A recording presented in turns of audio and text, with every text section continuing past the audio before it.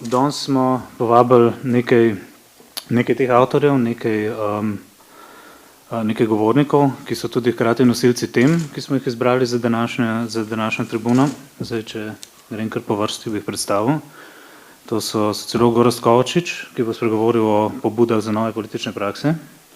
Zatem ustavni pravnik Igor Voksanovič s temo pravna država, dosegljivi ali nedosegljivi ideal, temu bomo diskutirali pozneje. Bioetik in filozof Luka Omladič, ki bo spregovoril o trajnostnem razvoju v povezavi z iskanjem poti iz krize. In pa sociolog in aktivni član gibanja Gotovci Franc Trček o odgovornosti nosilcev političnih funkcij danes in jutri. Ker pa to zdaj ni predavanje, ampak javna tribuna, ste seveda nujno k besedi vabljeni tudi vi, s svojimi vprašanji, pobudami, pripombami in tako naprej. Prosil bi vas samo glede tega, če se lahko predstavite in če lahko svoje misli povzamete v en, recimo temu, razumljiv časovni okvir, samo to, da pridejo še drugi do besede. Če bi se še malo na predvideni program te tribune osredotočil, čisto na hitrca, nekako smo mislili, da bi jo razdelili na dva dela. Prvi del bo zaporedje 20-minutnih sekvenc, približno 20 minut, vsaka bo posvečena svoji temi. Na ta način, v bistvu, da bi na začetku vsake nosilec teme spregovoril par misli, prav par minut in pol preostane čas za vaše vprašanja, pobude in tako naprej. V drugem delu pa bo sledila odprta razprava, kjer se bomo lahko ali vrnili k tem temam nazaj ali pa odprli nove teme. Za tiste, ki nas spremljate na internetu, smo omogočili možnost, da vaše vprašanja posredujete na Twitterju. Naslov najdete na spletni strani. Izbrano vprašanje pa bo zastavil naš kolega Rok Kajzer, ki je tudi tukaj z nami. Mogoče bi to priložnost še izkoristil za to, da vas povabim tudi na naslednjo tribuno, ki bo v četrtek 7. marca, se pravi naslednji četrtek ob isti uri, se pravi 17:30 v Ljubljanskem kinu Šiški. Zdaj ne vem, sem še kaj pozabil, bi še kaj dodati? To je nekako to, no. Vsak od vas, ki je danes tukaj, je, kako bi rekel, povsem enakovreden udeleženec te debate. Ne glede na to, na kateri strani mislim.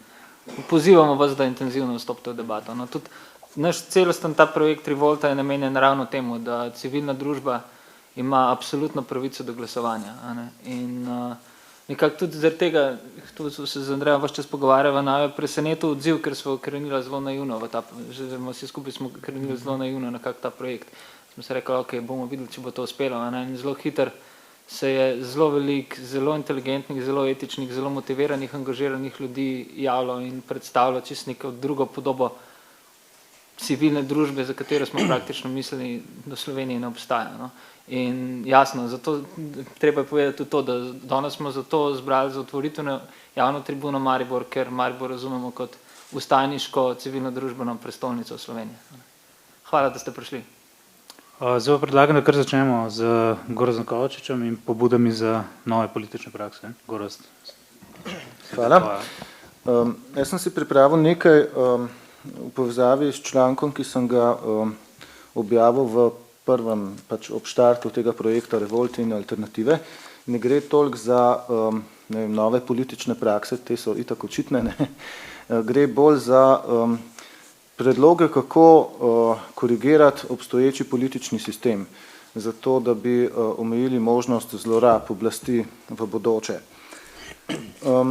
Najprej bi pa podal neko opažanje. Namreč, ko gledam, pa se tudi udeležujem teh dogodkov, vstaj in tako naprej in recimo vidim, kako ljudje razmišljajo, kaj govorijo, kaj predlagajo, vidim, da sta zelo pogosti dve stališči. Eno stališče je to, da je obstoječa garnitura politikov pokvarjena in da zato rabimo poštenjake. Moramo poiskati prave poštenjake, jih postaviti na pozicije in potem korupcije ne bo več. Drugo stališče je pa to, da se niti morebitnim poštenjakom ne zaupa in se razmišlja v tej smeri, da je treba politike kot take, kot vrsto ljudi, vrsto funkcionarjev odpraviti in da je treba pravzaprav odpraviti predstavniško demokracijo, če ne celo državo kot tako, in uvesti neposredno demokracijo. Mislim, da sta obe ti dve stališči nezreli. Zakaj? S poštenjaki je takole. Poštenjaki sicer obstajajo na svetu, vendar si jim jaz ne bi upal dati oblasti brez varovalk, ker oblast lahko še takega poštenjaka pokvari. Zato je treba bolj razmišljati v smeri ali drugačnega političnega sistema ali pa dopolnitev političnega sistema, ki ga imamo, tako da ne glede na to, a se na funkciji znajde nekdo, ki je relativno pošten ali pa nekdo, ki ima lopovske namene, da ga, bom rekel, institucije in javnost prepoznajo in pravočasno izločijo in sankcionirajo, kaznujejo. Z neposredno demokracijo je pa pravzaprav takole. Sem proti temu, in to moram jasno povedati, da bi se v tem političnem trenutku zavzemali za neposredno demokracijo. S tem nočem reči, da je treba omejiti možnost referenduma, kar poskušajo narediti politiki v državnem zboru, sploh ne. Institut referenduma je treba braniti. Treba je tudi braniti drugi institut neposredne demokracije, ki ga imamo, to so zbori krajanov, pa še tretji, recimo peticije. Ampak vse te oblike razumem kot korektiv predstavniški demokraciji in ne kot nekaj, kar je lahko zamenja. Zakaj? Dva razloga bom navedel. Prvi razlog je tale. Vlada Republike Slovenije je organ, ki je odgovoren za porabo 9 milijard evrov na leto, približno.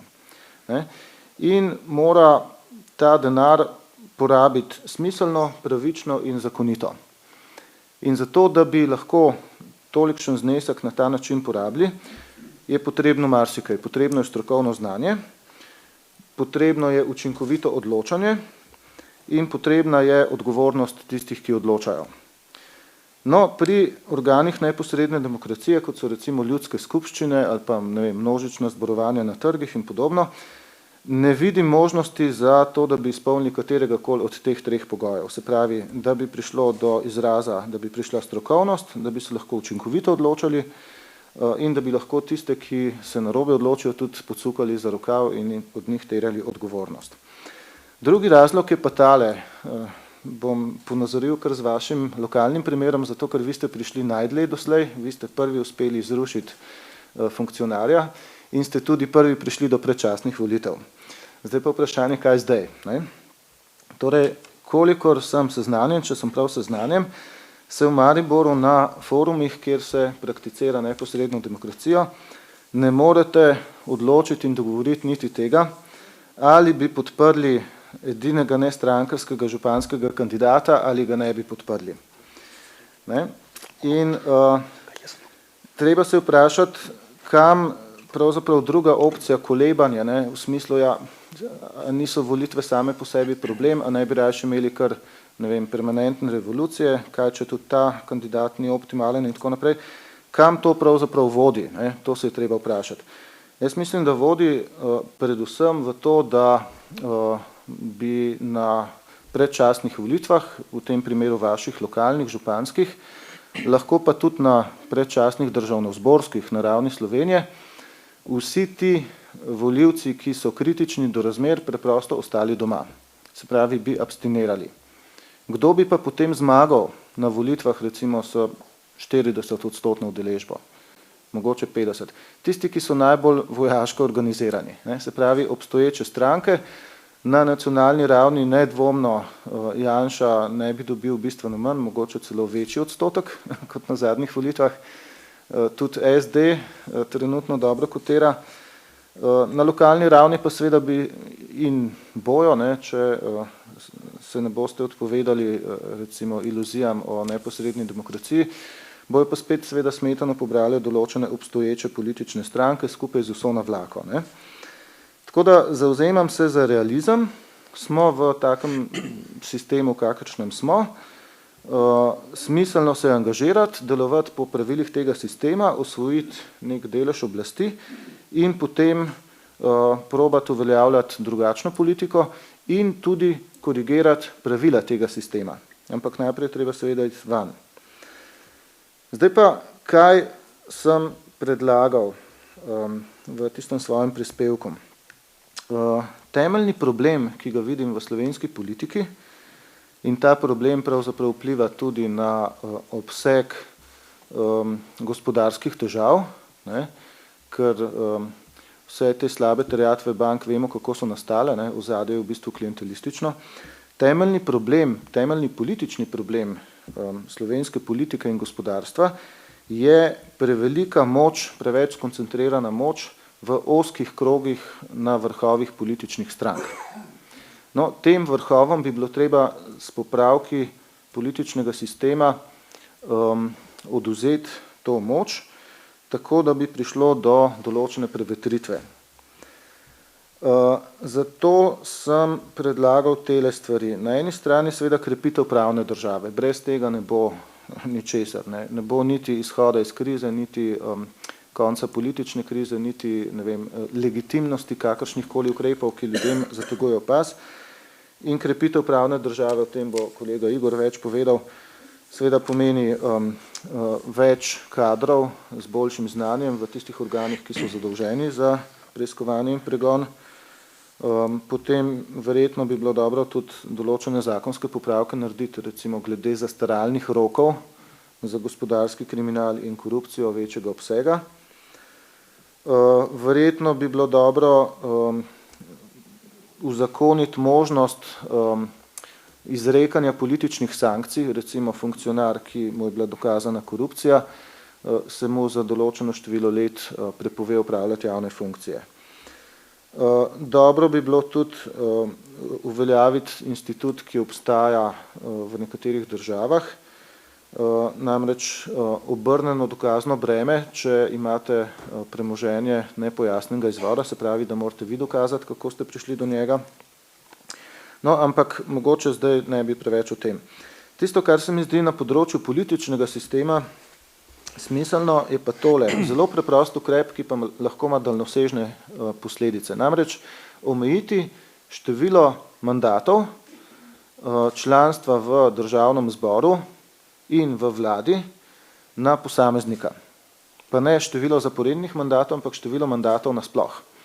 Tam sem predlagal 2+1 ali 1+2. Se pravi, nekdo je lahko največ dvakrat v parlamentu in še enkrat v vladi, ali pa največ enkrat v parlamentu in še dvakrat v vladi.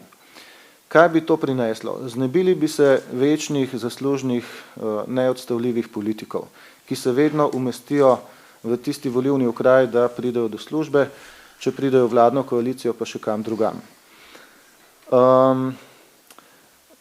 Dosegli bi pravzaprav to, da bi se stranke navznoter morale odpreti za nove ljudi, navznoter bi prišlo do prepiha in ti novi ljudje bi verjetno bili prej neke osebe, ki so se že uveljavljali na drugih področjih izven politike, ne pa poklicni politiki, ki se ukvarjajo 20-30 let samo s tem, kako verižiti iz ene na drugo funkcijo.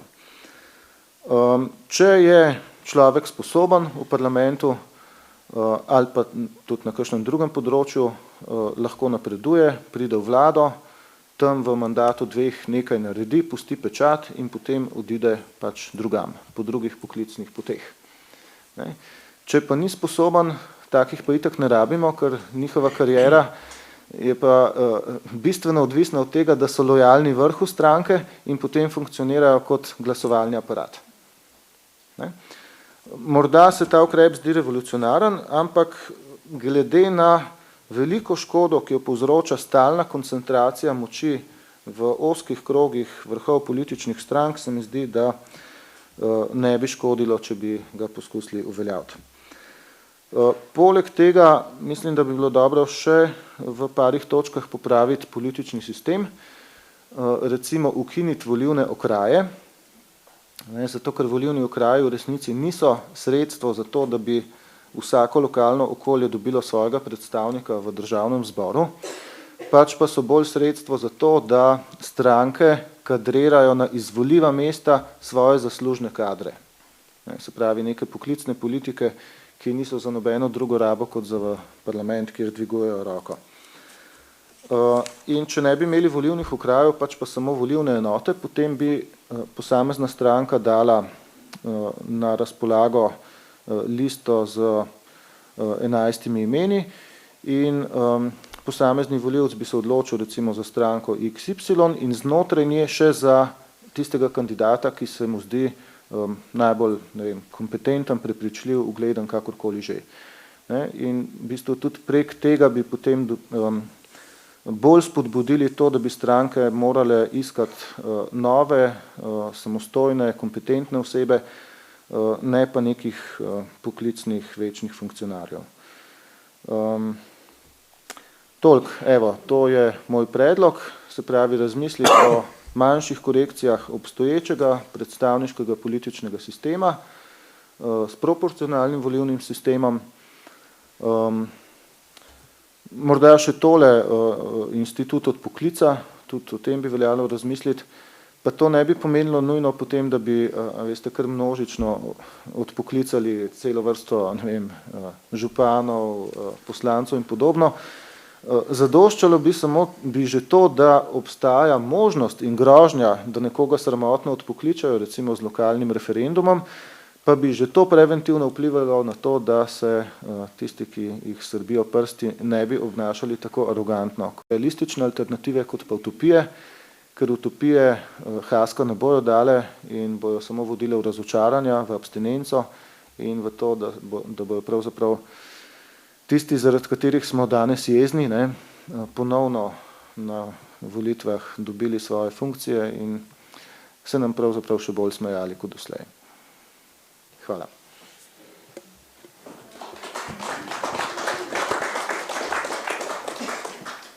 Če ima mogoče kdo od vas kakršnokoli vprašanje že zdaj? Ali lahko sam trenutek? Mikrofon je na poti.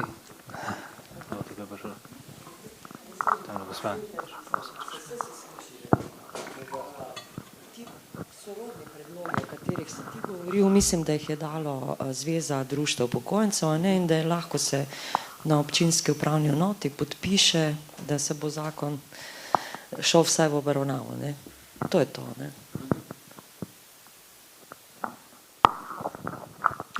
Marko Vuk, izmed vodcem prišel na to tribuno. Mečken ena dopolnitev temu, kaj ste povedal. Na prvi pogled mečken noro idejo sem nekje zasledil v teh alternativah, zakaj se ne bi en del državnega zbora zbiral kar z žrebom izmed prebivalcev. Na prvi pogled se mi je to res dela nora ideja. Ampak potem sem začel razmišljati o tem, da nazadnje se tudi porotniki zbirajo na podoben način in bi rekel, nek sodni sistem temu zaupa in verjame, zlasti v nekaterih deželah. In ko sem razmišljal o tem, bolj sem prihajal nekje do sklepa, da seveda strank nima smisla ukiniti, ampak neka protiutež tej strankokraciji, en del državnega zbora, ki bi bil izvoljen na ta način, oziroma ne, ki sploh ne bi bil izvoljen, ampak ki bi bil izžreban, ker tisti, ki se kot posamezniki kandidirajo, imajo zelo majhno šanso na nivoju cele države, ne, bi pa lahko, bi rekel, deloval mogoče celo boljše, kot danes delujejo ti strankarski vojaki, ki komaj znajo prebrati govore, ki jim napišejo drugi, ker bi se ne nazadnje ti ljudje, ki bi bili na ta način, bi rekel, jim ponujeno mesto v parlamentu, veliko bolj mogoče zavedali svoje odgovornosti. Stvar je mogoče nenavadna, poznam države, ki bi to imelo, ampak če bi s tem poskusili, ne vem, z 1/4, pa videli, kako se zadeva obnese, mislim, da je prišlo do zelo, zelo zanimivih ugotovitev. V taki majhni deželi, kot je Slovenija, če bi postavili samo nek minimalni izobrazbeni standard za to, ker ne nazadnje, če človek sedi v parlamentu, bere zakone, odloča o teh zakonih, mora imeti neko znanje, se pravi, da verjetno vsaj srednješolska, če že ne visokošolska izobrazba bi vendarle bila za to potrebna. Ne? Vse ostalo pa bi pravzaprav lahko dobili en naključen nabor ljudi, ki bi bili pripravljeni to odgovornost prevzeti. Hvala za enkrat. Ravno to zadnje sem vam mislil pripomniti. Verjetno sva detektirala isti temeljni problem, prevelika moč političnih strank. Ne. In ta moč je celo tako velika, da ruši ustavno opredeljeno delitev oblasti na 3 veje. Ne.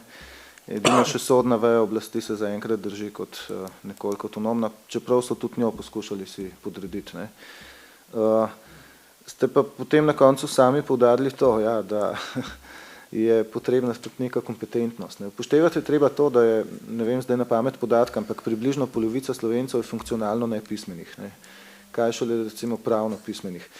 Tako da, če dobite polpismene ljudi v parlament po žrebu, je pa to potem tudi križ. Ne. Zdaj imamo. Zdaj jih imamo, ja, tudi seveda. Pa pol je verjetno kar zelo mlačna izjava, ne?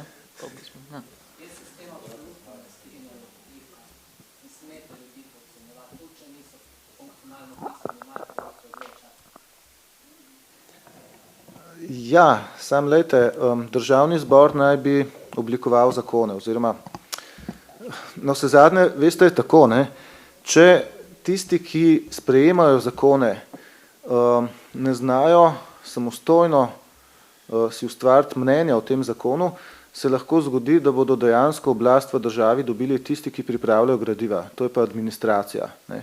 Dobili bi vladavino birokracije. Ne. A veste, to recimo se vidi marsikje na lokalnem nivoju v občinah. Ne. Recimo, sam sem upleten v lokalno politiko v svoji občini, občina je majhna, in vidim, recimo, veste, se sprejema proračun, ne, najpomembnejši dokument, pa 3/4 poslancev sploh ne znajo brati bilanc, ne, in sploh ne vidijo, kako jih recimo uprava vrti okrog mezinca. Ne. Ne vidijo recimo, da so tam skrite neke zgodbe, ki bi bile morda celo za, ne vem, revizijo in tako naprej. Ne. Tako da, ja, jaz imam načeloma dobro mnenje o ljudeh, ne, o državljanih. Mislim, da ljudje v osnovi so zmožni razmišljati, presojati, imajo zdravo oceno situacije.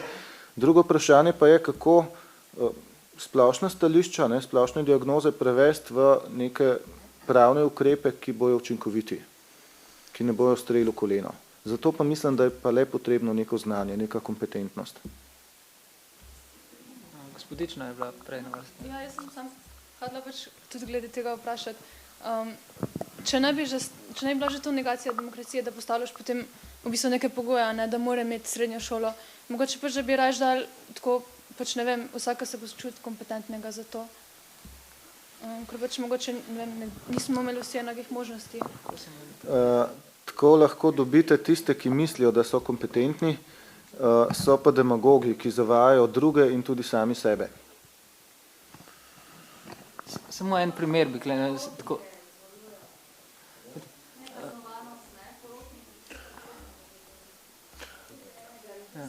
Ja, porotniki v bistvu tudi nimajo neke izobrazbenega pogoja, ne.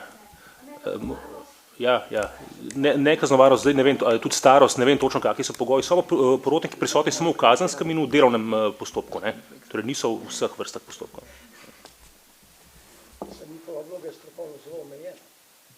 Ja, zagotovo, saj jaz imam velike dvome do tega in se tudi za porotnikov moram reči. Kar gospod. Ja, seveda, mikrofon imate zadnji. O nadzornih mehanizmih niste nič povedali. Namreč, ko ste načeli problemi z vaše sredine, z vaše občine, bi jaz omenil problem, ki se pojavlja v Mariboru. Naprimer, so tu eni 3 projekti, blazni, s ciframi okrog 50 milijonov ali pa še več. Imamo pa nadzorni odbor občine, ne? In ta nadzorni odbor ima svoj poslovnik, malo sem si ga pogledal, v tem njihovem poslovniku piše, kako morajo delovati, zakaj so pristojni in da morajo delati javno. Jaz še nisem slišal, ne pomnim, da bi se nadzorni odbor obrnil na javnost in bi povedal, kaj si je pogledal, kako je s proračunom, kako je z določenim projektom, kaj se z njim dogaja, kdo je tu, vdaro mimo, kdo je odpeljal kaj denarja kam, niti po točka razno. In zdaj me zanima, kako je pa s temi organi, ki bi dejansko morali skrbeti za to, da se odvija vse po pravni pa po zakoniti poti. Kdo imenuje nadzorni odbor občine? Občinski svet sam. Ne, in imenuje take ljudi, ki seveda bodo, bom rekel, brez zobi ali pa so celo dogovorjeni, naj določenih stvari ne odpirajo. Nadzor je lahko samo zunanji. Ne. Občinske finance bi morale bistveno pogosteje in natančneje pač preskenirati državne institucije, recimo Računsko sodišče. Na naši občini ga še ni bilo, ne, pa obstaja že ne vem koliko let, 18 ali koliko. In pa še en dejavnik nadzora je in sicer javnost. V Mariboru imate celo srečo in zaradi te srečne okoliščine je sploh prišlo do ustaje proti županu. Namreč ste dovolj veliki, da ste zanimivi za časopise. Pa ne tiste lokalne časopise, ki ga spet financira občina, ne, in imate spet v bistvu neko koruptiven odnos med vodstvom občine pa nekim malim podjetnikom, ki skleneta pogodbo, ne, v bistvu o PR-ju, to ni pravi časopis. Vi ste bili dovolj zanimivi za nacionalne časopise, ki so neodvisni od lokalnih oblasti, zato so lahko sploh razkrili celo vrsto nečednosti iz pač vaše občine. V majhni občini pa pravzaprav takega nadzora javnosti ni. V naši občini ljudje dobesedno ne vejo, kaj se dogaja. Občinski časopis je županovo trobilo, objavlja članke o uspehih, ki jih pišejo sami nosilci teh domnevnih uspehov, in pa objavlja, ne vem, reportaže o delovanju društev. Skratka, vse je lepo, se bratimo, ne, imamo se fajn, in pa 2-3 ljudje pridno in uspešno delajo. O umazanih ozadjih ne vemo nič, ne, ker pač nimamo pravega lokalnega časopisa, neodvisnega. Se pravi, nadzor mora biti zunanji, ta notranji nadzor, to je pesek v oči. Jaz bi tukaj samo skočil, če lahko za sekundo.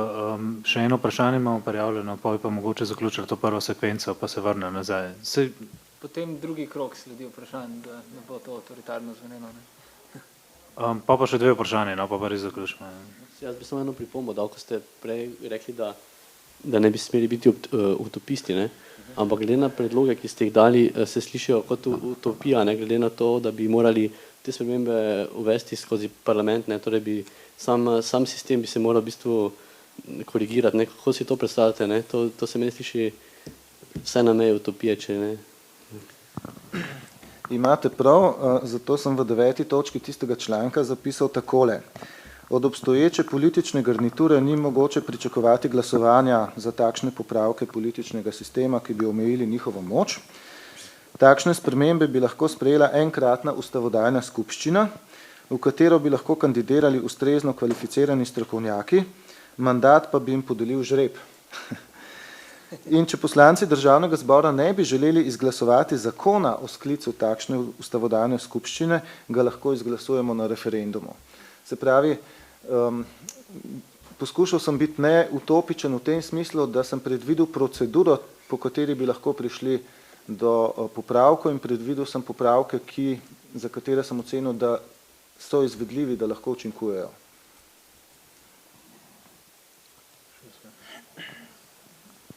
Hvala. Zdaj na prvo vprašanje ste mi pravkar odgovorili, ker sem imela isto, v bistvu, kako bi to izvedli. Se strinjam z vašimi predlogi čisto in kar se tiče 1+2 ali 2+1, vseeno. Enako tudi mislim, da glede izobrazbene ravni za poslance, ki se volijo, da bi bilo tu treba narediti korektiv, namreč za vsako najbolj navadno službo se zahtevajo danes že, ne vem, višje, visoke šole, fakultete, in zakaj se ne bi to zahtevalo od poslancov, ki morajo sprejemati zakone, ki jih morajo znati prebrati in če jih preberejo, tudi vsaj razumeti, ko se potem odločajo. Namreč to so ljudje, ki krojijo naše usode in to mislim, da je čisto pošteno in tukaj ni nihče, zdaj bom rekla, diskvalificiran tako ali drugače. Če želi biti poslanec, naj se potrudi, naj se izobrazi, ne postane kompetenten človek in potem naj se pač prijavi za to funkcijo tako ali drugače. Čisto na kratko, še ena posledica vašega predloga bi bila tale. Plagiatorji bi takoj avtomatično izgubili poslanski mandat. In ostali bi s 3 poslanci.